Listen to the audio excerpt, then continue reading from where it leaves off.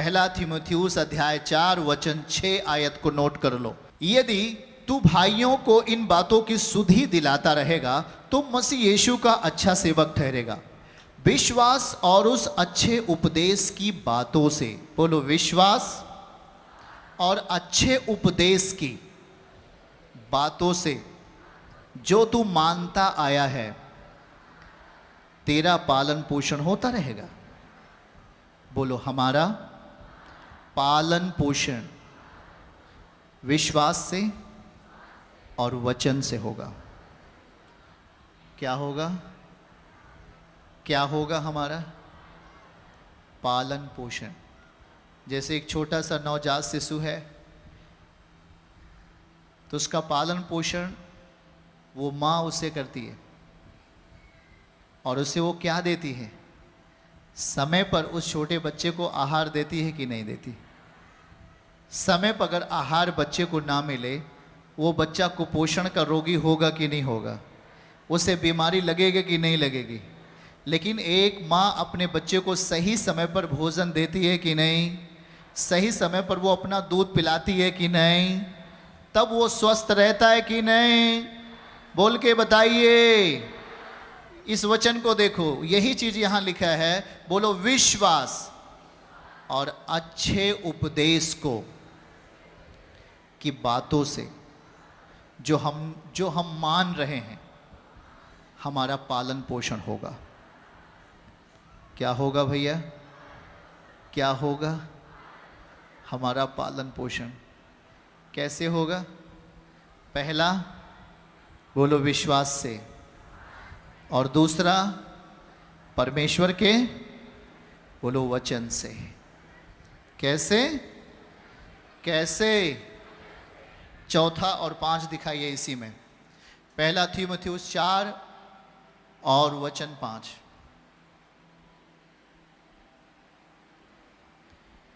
क्या लिखा है? हमारे साथ पढ़िए। क्योंकि परमेश्वर के वचन और प्रार्थना से शुद्ध हो जाती हैं। क्या हो जाती हैं? हाथ उठा के बोलो, शुद्ध हो जाती हैं। बोलो, प्रार्थना और वचन से परिस्थितियां, माहौल शुद्ध हो जाते हैं। आप जब इधर बैठे हो प्रभु के पास,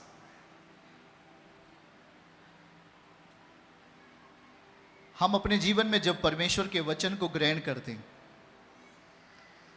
और उसका वचन जैसे ही हमारे लिए आता है, वो वचन एक बल के साथ हमारे अंदर उत्पन्न होता है।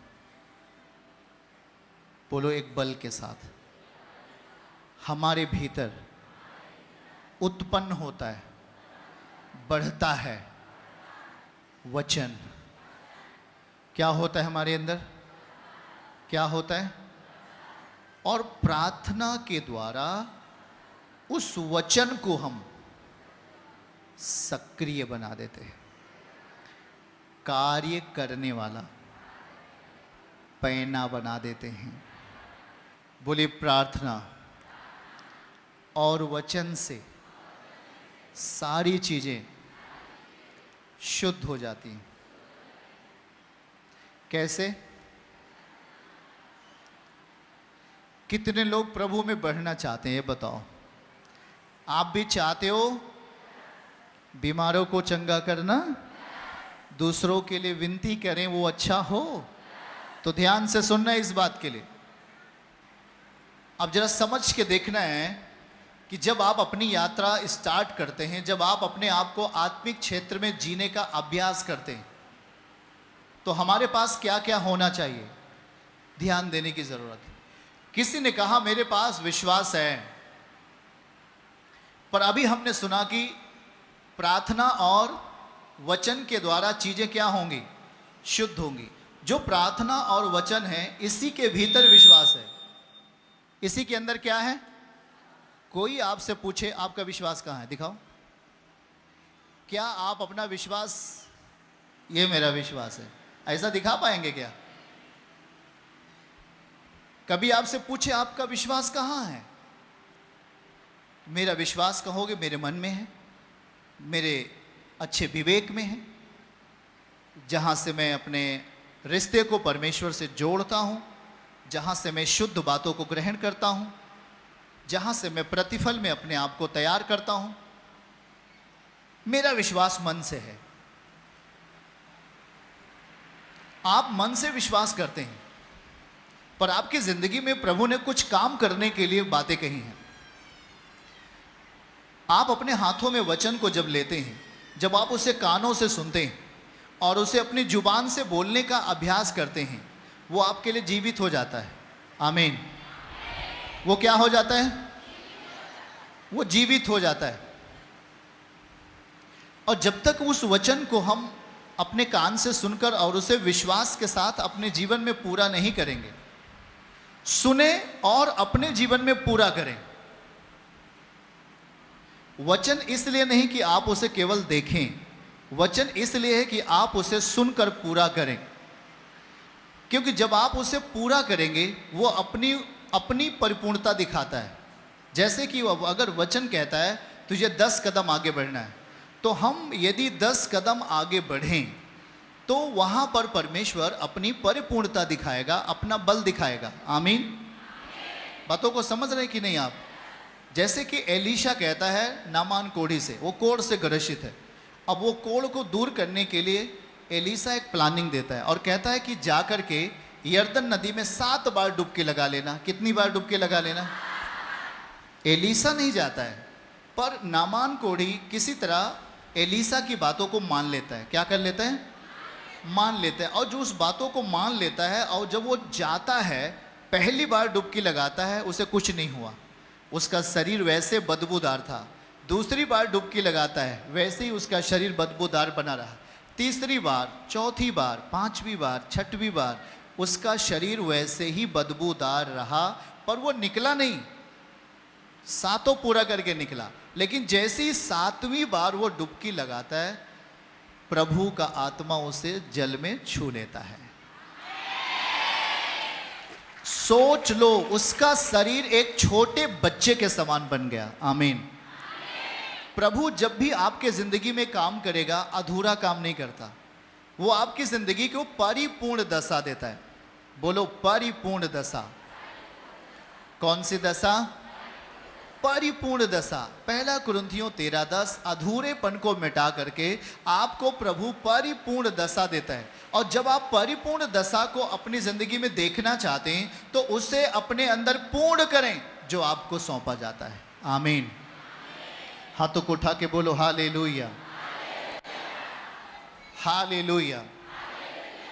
अभी मैंने एक वचन पढ़ा कि वचन और प्रार्थना और वचन से सारी चीजें क्या हो जाती हैं? दिखाइएगा भाई। क्योंकि परमेश्वर के वचन और प्रार्थना से शुद्ध हो जाती है, शुद्ध हो जाती है।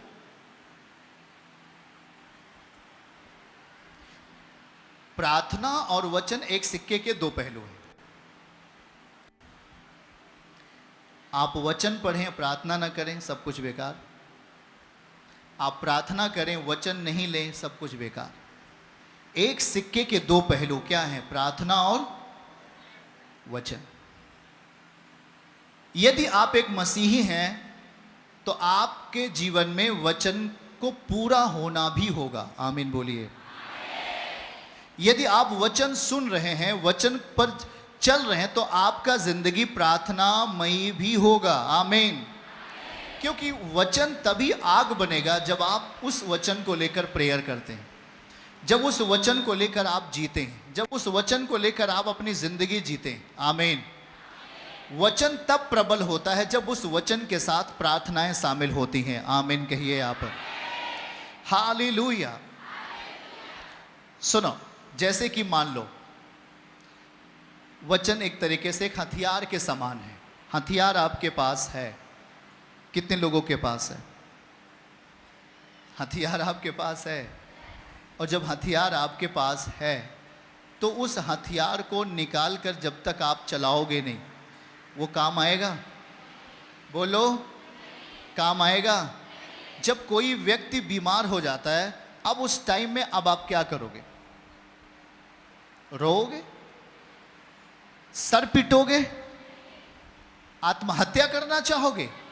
जब कोई व्यक्ति, जब कोई समस्या आती है, जब कोई प्रॉब्लम आती है, तो आपको वचन ये पता है, आपने गवाही सुना है और वचन में लिखा है, प्रभु इधर वचन में लिखा है कि आपने छुआ, कोढ़ी शुद्ध हो गया। वचन में लिखा है कि लोग गड्ढे से बाहर आ जाते हैं। मैं विश्वास करता हूं प्रभु, मेरी प्रार्थना है कि ये वचन इस बेटी पर, इस बहन पर, इस भाई पर पूरा हो। आप कह के देखो एक बार, आपने प्रेयर किया है वचन के साथ, आपने प्रार्थना किया है विनम्रता के साथ, आपने प्रार्थना किया है नम्रता के साथ, आपने प्रार्थना किया है शुद्धता के साथ, आपने विनती की है पवित्रता के साथ, आपकी प्रार्थना कभी भी अनसुनी नहीं होगी। चर्च की सभी प्रार्थनाओं को और परमेश्वर के दास के द्वारा टीचिंग सुनने के लिए और अपडेट्स को जानने के लिए हमारे इस चैनल को सब्सक्राइब करें और साथ में बेल आइकन को जरूर दबाएं ताकि जब भी लाइव प्रार्थना हो तो सबसे पहले आप देख सकें।